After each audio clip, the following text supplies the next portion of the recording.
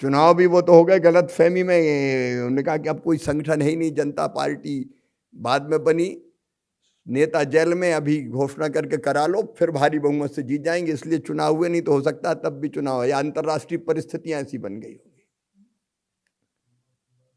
लेकिन भारत के लोकतंत्र की खूबी, हम लोग जेलों से निकले जनवरी 77 में।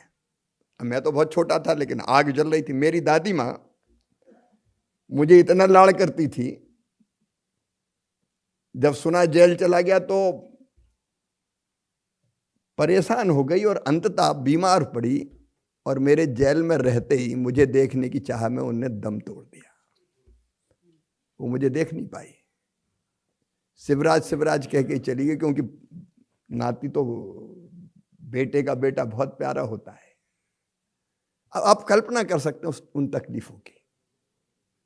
जो बिजनेस व्यापार छोटा मोटा राजनीतिक सामाजिक कार्यकर्ता करते थे, वो तबाह बर्बाद हो गए सब। क्या भुगता होगा देश ने।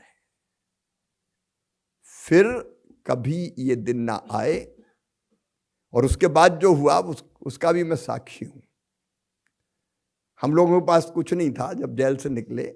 जनता पार्टी का तो अनाउंसा संगठन, बाकी कुछ वैसा था नहीं। लेकिन जनता की जागरूकता, मैं आपको बता रहा हूं, ये भारत की जनता। हम लोगों ने, मैं आया जेल से निकल के तो गांव से जनता पार्टी का काम करना था, तो साइकिल किराए पे ली हम लोगों ने, और साइकिलों से दूसरे गांव जाते थे, और फिर वहीं बिना माइक के बोलते थे इकट्ठा करके लोगों को। पहले पहले थोड़े डर रहे थे, लेकिन धीरे धीरे खुलते चले गए। और फिर हम लोग झोली फैलाते थे कि हमारे पास तो कुछ नहीं है चुनाव के लिए। तो आप कल्पना करें, मैं 17 साल का, कोई नेता नहीं, कोई विश्वसनीयता नहीं, लेकिन इतने पैसे मिले कि फिर हमने जीप किराए पे ले ली, और फिर इतने मिले कि सभाएं और बाकी कार्यक्रम होने लगे। फिर सचमुच में वो चुनाव जनता ही ने लड़के तानाशाही को समाप्त किया निर्णायक रूप से। ये भारत की जनता है।